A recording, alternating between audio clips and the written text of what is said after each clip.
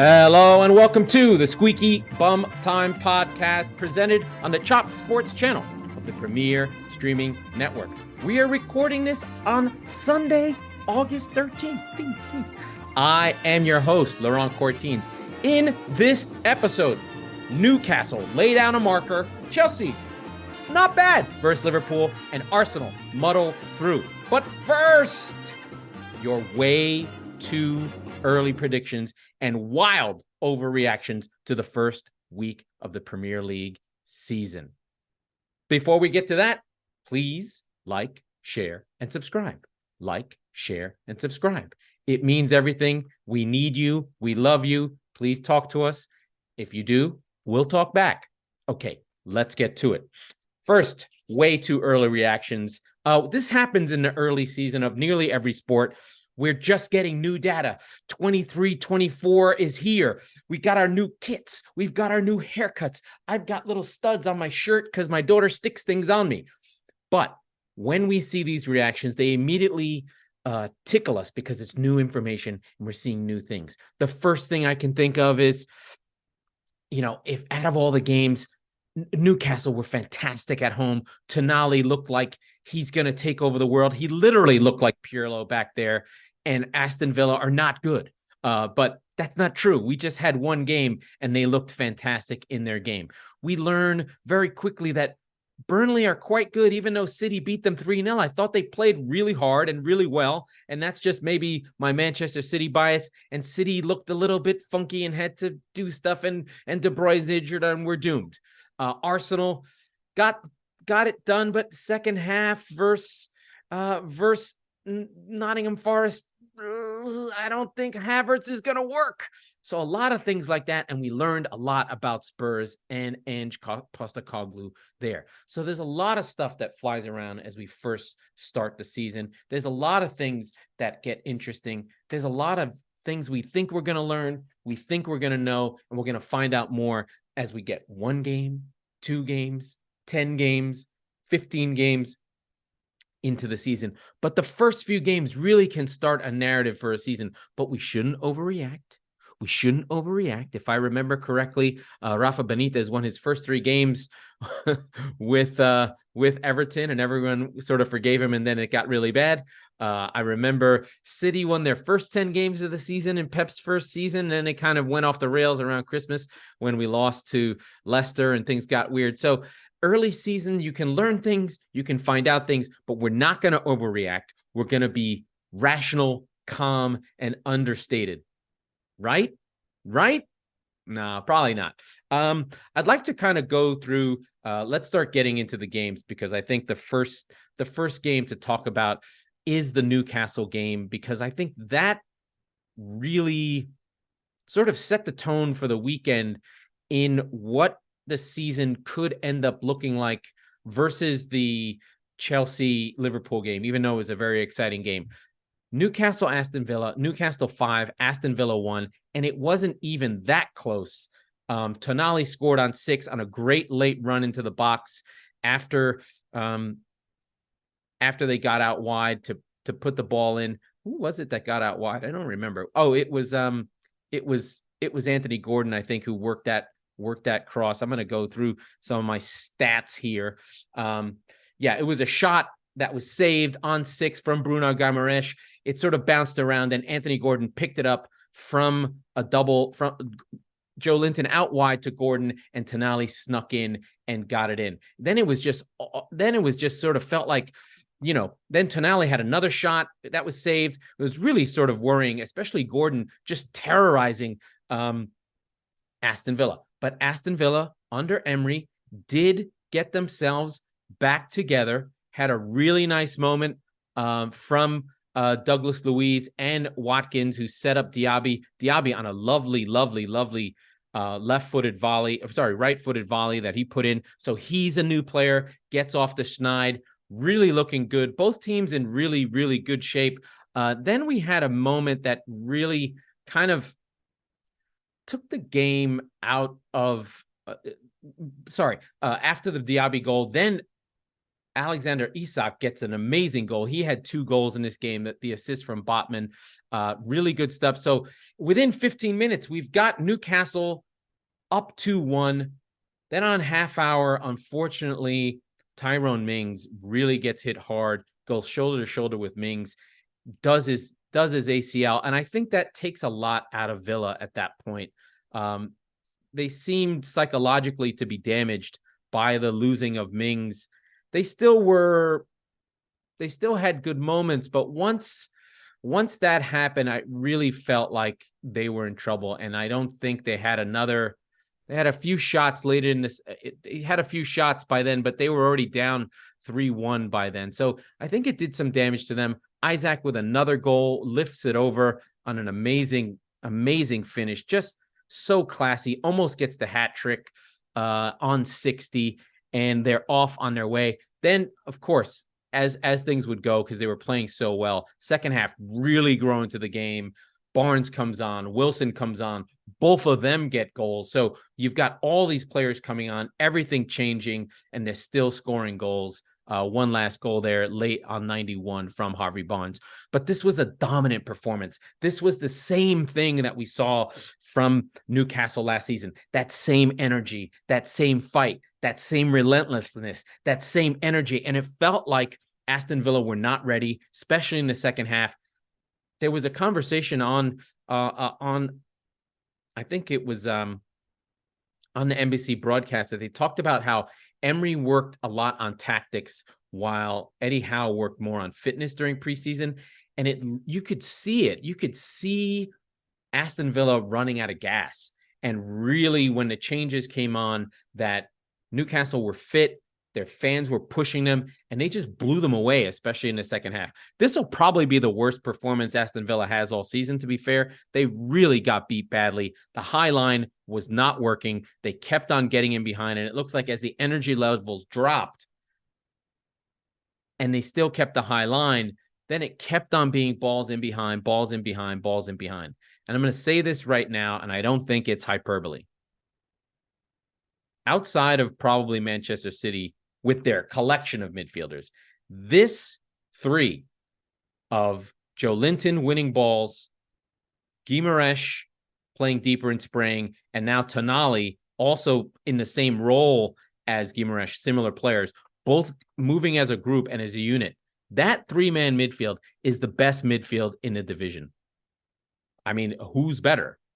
I can't think of anybody. I mean, De Bruyne, Foden, Rodri, sure. De Bruyne, Bernardo, Rodri, yeah, that's a better midfield. Sure, they won everything, but in terms of just power and pace and what it looks like right now, if it's not City's midfield, then it's definitely the midfield of Newcastle. Is just fantastic. And if Alexander Isak can stay where he is and put in a 2,000-minute season, so that's probably like 30 games in the Premier League division, he's going to score 20 goals. Easy. And then you have Callum Wilson, who probably can't stay healthy enough, but when he plays, Callum Wilson is good for 10 or 15 goals. So they've got what they need. They have depth now. They added a lot of players. This is a fantastic team. And while there's concern about their first season as a Champions League season, if we were to take things as they were last season, and they were just going to go with this group and not have midweek games, you could see this team challenging. Now, I don't think they're going to challenge because Premier League, and Champions League is a lot to deal with. And we saw when they had other focus in the League Cup, they dropped their levels a little bit. But this is a fantastic Newcastle team. And I forgot. And I didn't know Tonali very well. My friend Chris on the Top FC News podcast that we do together and YouTube channel said he thinks Tonali is probably better than Declan Rice. Time will tell. I mean, we do always have a Premier League bias for English players, for players we've seen. And I don't know Tonali super well, but just from what I saw yesterday, fantastic player. For the nerds, the XG was 3.4 for Newcastle, 1.6 for Villa. So Villa were okay, but this was probably not their best performance. And I think Emery's going to have to admit, hey, I got something wrong. We're not fit enough. We'll find our feet. We'll get ourselves together. But impressive performance by Newcastle. Really loved it. Really enjoyed it. Really think that they can really make noise this season. If I didn't think so already, this overreaction really tells me where I want to go with them. So great game, enjoyable game, worth watching. Keep your eye on our friends at Aston Villa. The next game I want to go to is obviously this Chelsea Liverpool game, a really exciting game, a really good game with two teams that really have a lot to say about new players and new places. First of all, we have to go to the Chelsea lineup because we don't even know what the hell their team was going to be. One, they have like almost all the team is new. So Kepa is now on loan to Real Madrid. Robert Sanchez, that they bought from Brighton, is there. Levi Colwill, who they recalled from Brighton, is there. Axel Diaby is there, French international, played in a World Cup with the venerable veteran Thiago Silva in the middle of a three. Okay, that's clear. Then we're going to do it wingbacks. Chilwell and James. It's not a coincidence. Last season, Chelsea fell apart when they didn't have either of them. So they were both there. And then a midfield of Chukwuemeka, Enzo Fernandez, and Gallagher. Really great, really fun, really strong with Jackson and Raheem Sterling up top. So a 3-5-2 or something like that with the two wingbacks. Interesting. Mauricio Pochettino really pulls it out of the bag. He did not show this at all during the preseason. He was doing a 4-2-3-1, and he does change it up as he goes. As we know with Liverpool and Klopp, there's no variety. He never changes tactics. So what do? 4-4-2.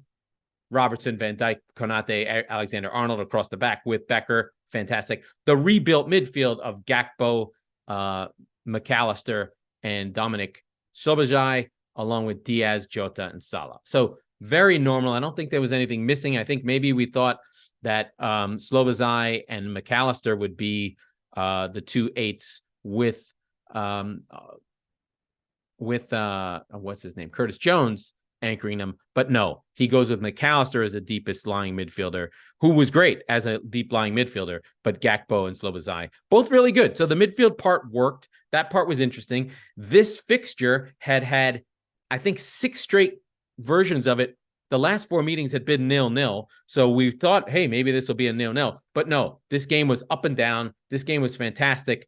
Really good first 30 minutes from Liverpool. Salah hit the bar at 11. Liverpool went ahead on an amazing goal that they created. So it went from McAllister deep into Salah. Salah draws the defenders, and there's a slide rule pass that is just perfect that Diaz runs on and puts away. So Liverpool are up 1-0. Just incredible stuff. Then they almost went up 2, but Salah's arm was up ahead there, just unable to get through. The VAR reviews it. I hate VAR. Fine. Then Chelsea on 36. So we have another 12 minutes of issues back and forth. Then the debutant, Diaby, gets on the end of about 3 or 4 different crosses from Rhys James, who was a menace, just terrorizing Robertson because he wasn't getting any help from Diaz or the other guy on that side whose name escapes me, or Gakpo. Poor Robertson was getting terrorized by Rhys James, who gets cross after cross after cross. Then one of them loops out to Chilwell, who heads it back in, and Diaby's there on the end after cross after cross after cross. So it's 1-1. Then Chelsea turn it up. It looks like they're going to go up 2-1. Then we have another offside, that goes awry. So it's halftime. It's fun. Luis Diaz is terrorizing. And, at this point, we sort of can think about who's doing well at the break. Thiago Silva is just a master, 39 years old, still leading the team. Levi Colwill did lose a little bit of steam. He got very spooked by the great and powerful Salah and had about 15 minutes there where he did not feel good about what was going on. And then another player to call out, Enzo Fernandez, is just a freaking world-class midfielder. He was on top of anything that Chelsea did good. And in the second half, Chelsea were very, very, very good and looked like the team that was probably going to win this game. I have to give shout-outs to Nicholas Jackson. Incredible running channels. Had a couple times when he was in behind and just could not get on the end of it. Again, Alisson's fantastic. The defense for Liverpool, Konate and Van Dijk were very good. Didn't really have a great game, Alexander-Arnold. He did come into the midfield in general. I think both teams can feel really good about where they were. A 1-1 draw with Chelsea is a good 1-1 draw, so just a really entertaining game. Both teams can take a lot away from the game. Liverpool can take away from, hey, we have a midfield that can work. We'd love to have Caicedo, but if we don't, we don't. They still need a 6. They need somebody. And then for Chelsea's side, they've got Chouameni and Enzo, who were both quite good, Enzo Fernandez. And then I thought that Conor Gallagher played really, really well in the midfield. He got in, he got around. Now, is he a great reader of the game? Is he a great, relaxing kind of 6 the way Rodri is, or the way that Fabinho is, or that kind of player? No, he has to really run to where he needs to be and make tackles where you get a little bit nervous. But I thought he acquitted himself well against probably the best attack in all of world football. There was one controversial moment. I don't think it was controversial. On 71, Klopp takes Salah out, and Salah gets sort of pissed off and is fucking with his arm brace and throwing it off. Listen, that's his prerogative. Players need to come off, and they need to be okay with it. Darwin Nunez had a shot that might have gone in. And then late in the game, Chelsea had a chance to win this more than once. And I think they'll feel a little bit hard done by not winning it. A little bit, the XG machine likes this as a draw. So it was actually a draw, but a good game, really enjoyable. And I think we'll see a lot from both teams this season. Chelsea may be better than we thought. I think, a lot of folks were like, oh, they'll finish in the top 6. They may be better than that. I thought Raheem Sterling played the best game he's played in a Chelsea shirt. And let me tell you, I've seen many Raheem Sterling games while he played with City. This was one of his better performances. He was getting the ball on a turn, driving into the box. His passing, again, is still not great. He still can't shoot, but he was doing his Raheem Sterling things that make you feel like he's involved in the game. So he was a menace. That whole side on Robertson's side with Rhys James and Sterling caused havoc a lot of the game. And I think any Liverpool fan was probably happy with that point. Probably felt like in the first half they could have been up, but then in the end they got themselves the point they wanted, needed, and desired. So good stuff all around there. Very, very enjoyable. The other game I'd like to cover, because I think it's interesting, especially with the Harry Kane moving on, and then we'll go back into the rest of the games from Friday and Saturday. Brentford Tottenham, really good game. I think people don't quite realize that these two teams were only a point and a few goals against from each other. Tottenham played quite well. I thought, really held possession in this game, really a different style. And it was so great to see Spurs playing football again. When was the last time Spurs played football?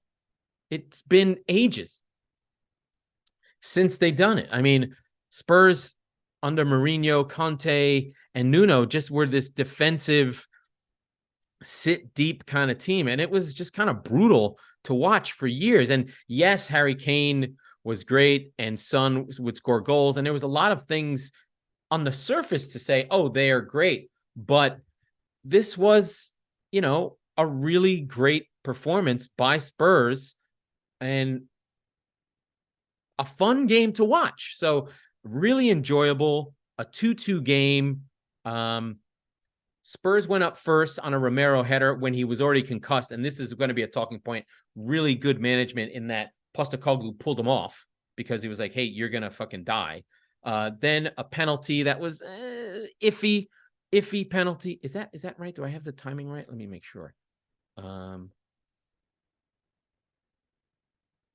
Yes. Hidman Sung fouled Matthias Jensen, and then Mbuemo puts it in. Then Wisa puts Brentford ahead on 36. It's an own goal, but Mickey van de Ven, they probably would have saved it. The cutback was really, really good. Rico Henry was terrorizing Royale. Good cross. Wisa on the end of it. I mean, if you watch Brentford, Wisa can score. They've got good players. But then Spurs late, just before halftime, a really great goal from Emerson Royale. Maddison has the ball. He's been the only creator on the team, gets fouled on the edge of the box. He's really trying to draw it. But in getting fouled, he sort of dribbles it over to Royale, who smashes it home.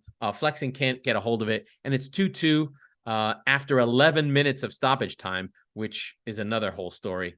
But, Spurs controlled the rest of the game, but didn't really create much. I thought Brentford were really good. They did manage to handle the sort of breaks in the second half that Brentford were getting, and Brentford really ran out of steam in the second half.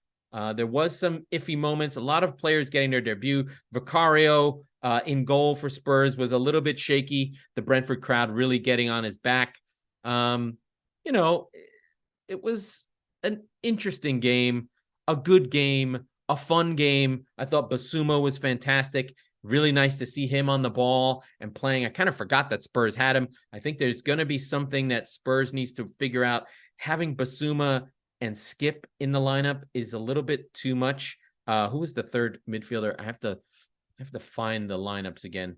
But anyway, just a good performance all around from Spurs and enjoyable. I thought really fun, really something that Spurs fans can probably feel good. It's probably the best game they've had to watch in ages, in that they didn't have to deal with all the bullshit.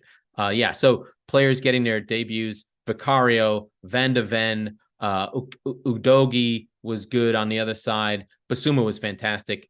So really enjoyable. All right, the three in the midfield was Basuma, Skip, and Maddison, with Kulishevsky, Son, and Richarlison up front. I thought Son was really bad. Richarlison was really bad. Really didn't add enough in attack. It felt like Brentford just stifled everything that they could do. So just fantastic game. Really enjoyable. I think we're going to see some fun stuff from Spurs. That's a team, one impression, one view. I really like what I saw. I really thought Spurs had a great game. They enjoyed themselves. They seem to be playing. They must be so freaking happy to not be in that dour, dark, dank hole of Conte ball, which was just destroying their souls, because they were losing, giving up goals, and had to deal with Conte.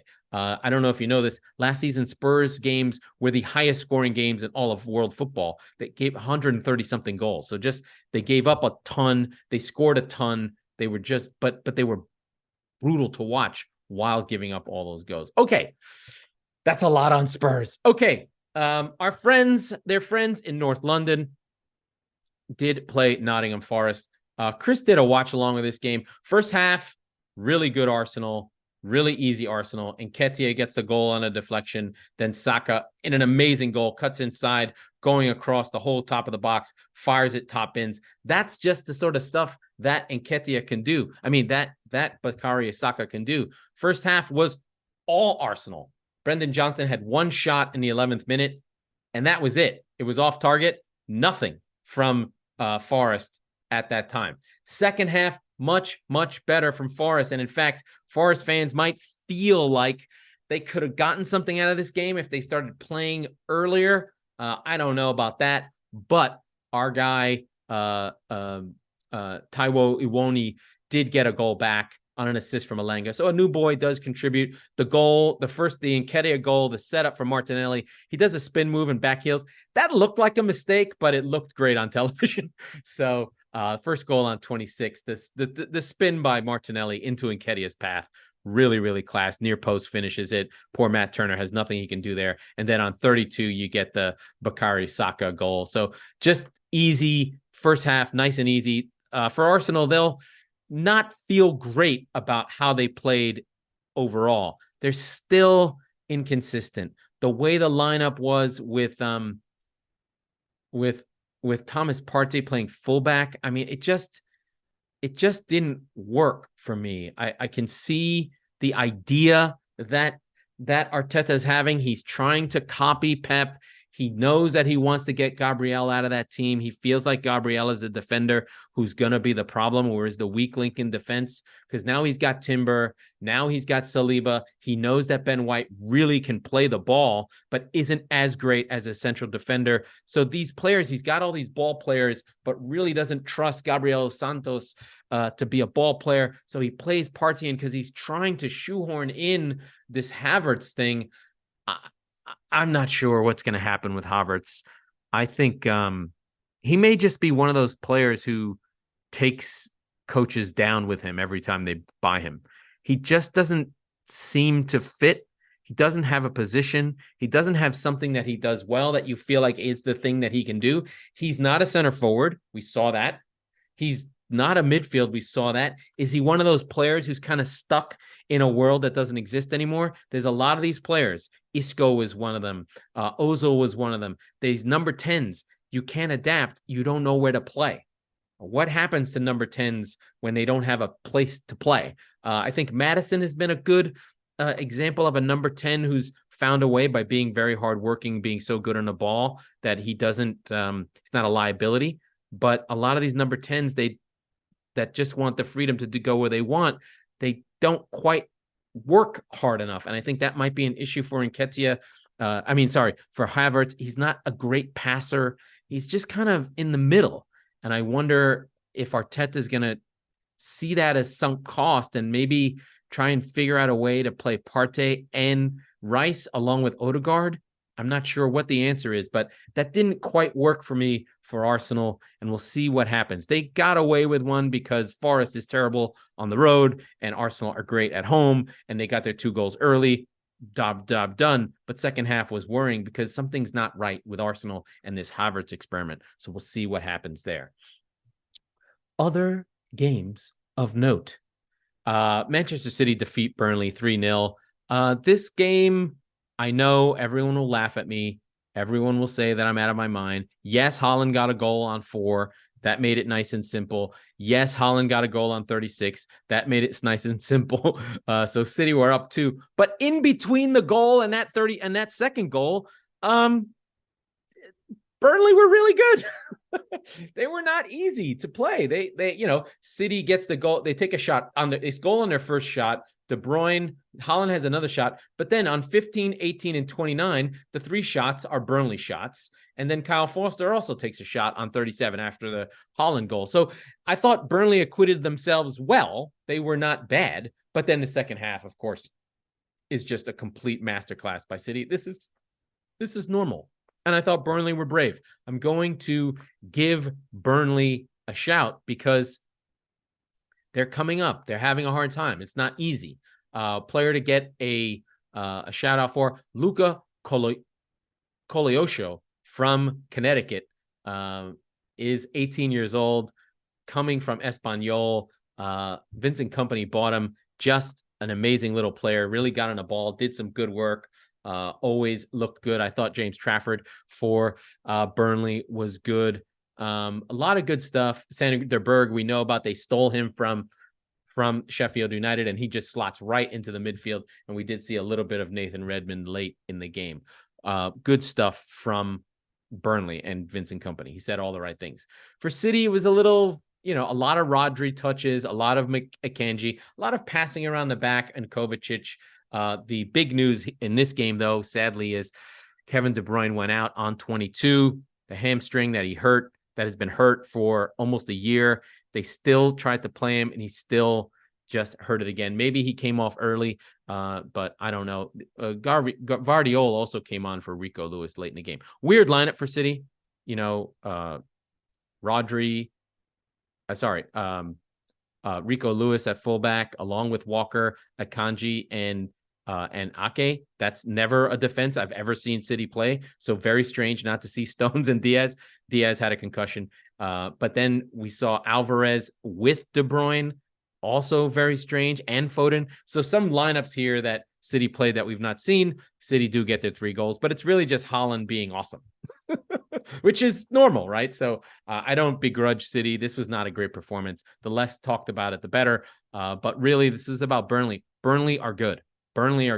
So this reinforces my love of Vincent Kompany. I think Burnley will stay up. I have them staying up, even though they lost this game in particular. I'm going to jump to my friends in Brighton because I love them.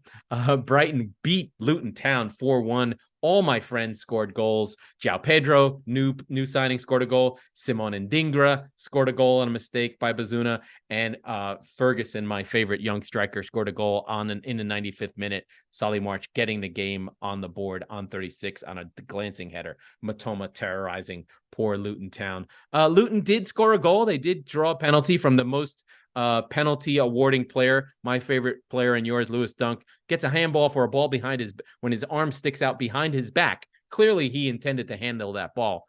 That's fine. I can handle it. And then our new friend to the league, Mr. Carlton Morris, gets Luton's first Premier League goal ever. They are new to the league. Carlton Morris, nice player, scored 20 goals last year in the championship.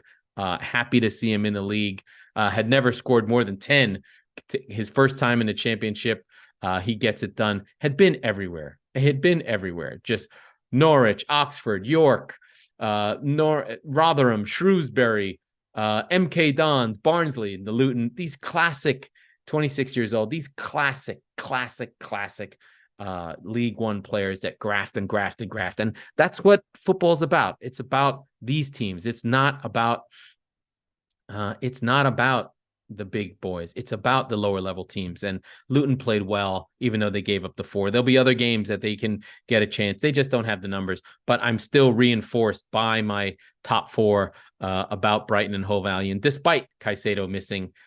Just incredible stuff from Gross. Mahmoud Daoud is incredible. I forgot about Estupinian. James Milner in year 23, still in the league. I love him. He's still playing. Matoma is a legend. Idira is a legend. Brighton are still just going to cause problems for teams. I promise you that even without Caicedo, I think Caicedo might be a bust. Now I'm changing my tune. Anyway, just kidding around. Next game, I'm just going to run down the list. Bournemouth won, West Ham won. This is a game West Ham need to have. Jaron Bowen puts them up on 51 on a nice turnover, but then Solanke levels it on 82. David Moyes is hanging in there. They're starting to spend some money. Thank God. We did get to see Maxwell Cornet. Paqueta may leave now. We're not sure. City want him because for some reasons. But West Ham did dominate this game, especially in the first half, but didn't get the goal until they did. But good stuff there. One thing I'd like to say for Bournemouth is nice to see David Brooks. Had cancer last season or 2 seasons ago. Nice to see him playing on the regular. Nice to see my friend, Mr. Billings. The great Max Aarons of Norwich fame finally moves. He's on this team.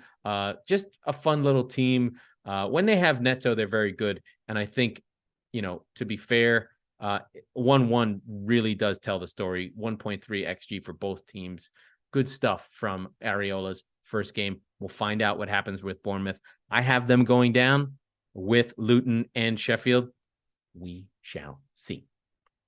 Okay.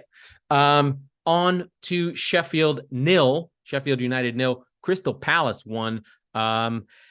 Not a great game, but Edison Edouard did score a goal, but he could never score a goal so far. The bigger interesting part of this game was that there was a little kerfuffle on the sideline with Roy Hodgson. He did not take it. He pushed back. He was going to punch a dude. Don't fuck with Roy Hodgson. He was ready to fight. He's still a tough motherfucker. Remember, he is from Croydon. Palace had 67% possession in this game, took all the shots, did everything they were supposed to do, and got the win. Well, not a great performance. Edouard took 7 shots, 3 on target, only scored 1. Eze was fire happy. He took 8 shots, the wild man, but did not get a goal for himself.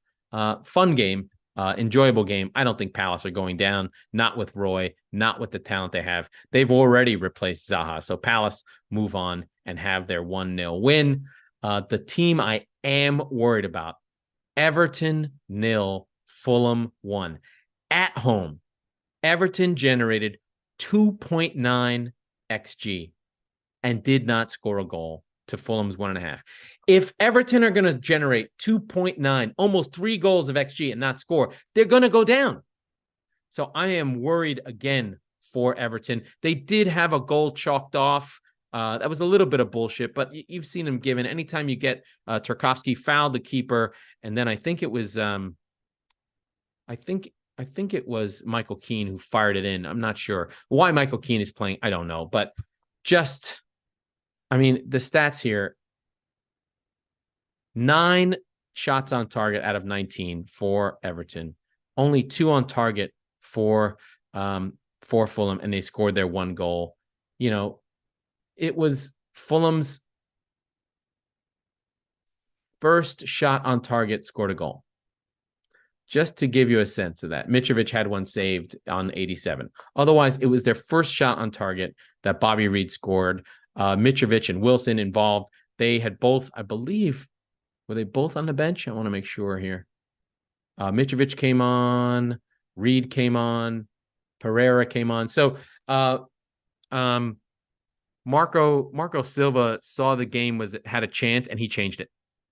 He brings on his 3 big boys, his 3 offensive players, right on 58. Pereira and Mitrovic come on, and boom, within 20 minutes, Bobby Reed, who also came on at halftime, you get everything changed, and that's that. First half, Everton were dominant and should have won this game. And if they're not going to score goals, they're going to go down. And Neil Maupay, God love you, you dirty bastard who wants to sleep with everyone's wife. 4 shots, 3 on target. An XG of 1.4, and he did not score a goal. He's just not a goal scorer. They did hit the post. I believe it was, who's the fullback? Nathan Patterson on a deflection. He hit the post, hit the woodwork. That was a goal they really needed. I just don't understand with Everton, just like, can you find an 18-year-old? Can you find Liam Delap? Someone out of an academy? Can you try and get a Rian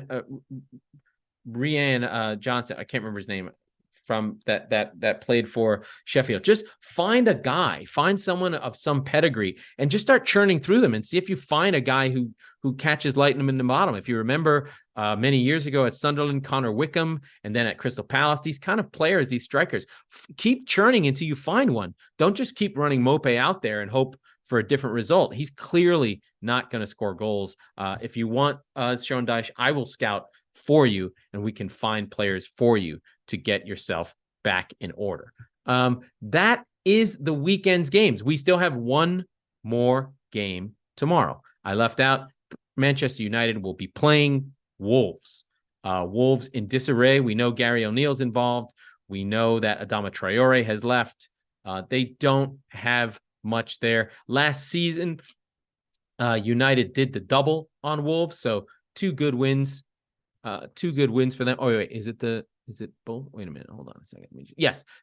Last season, United did the double, including a New Year's Eve.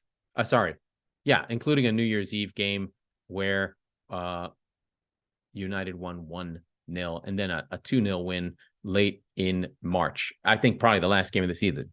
They beat Wolves 2-0.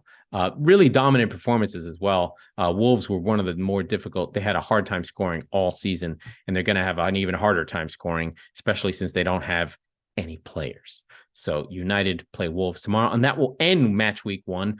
Right now, Newcastle United top of the table, followed by Brighton and City, both on a +3 goal difference, with Arsenal on +1. Palace also with Fulham, get the teams getting wins this week. Fascinating stuff. I love that the Premier League season has started. It makes me so happy. And please, can we get rid of VAR? That Chelsea Liverpool game would have been much, much better if we did not have VAR. Okay, let us wrap this thing up. That was the Squeaky Bum Time podcast with Laurent Courtines. We are the Football Wing, the Chop Sports channel, and presented by the Premier Streaming Network. We'll be recording on Sundays, so be sure to subscribe wherever you get your podcast so you never miss an episode. And if you're listening on Apple, please rate, review, and share, because it's that important and we need you. Thank you.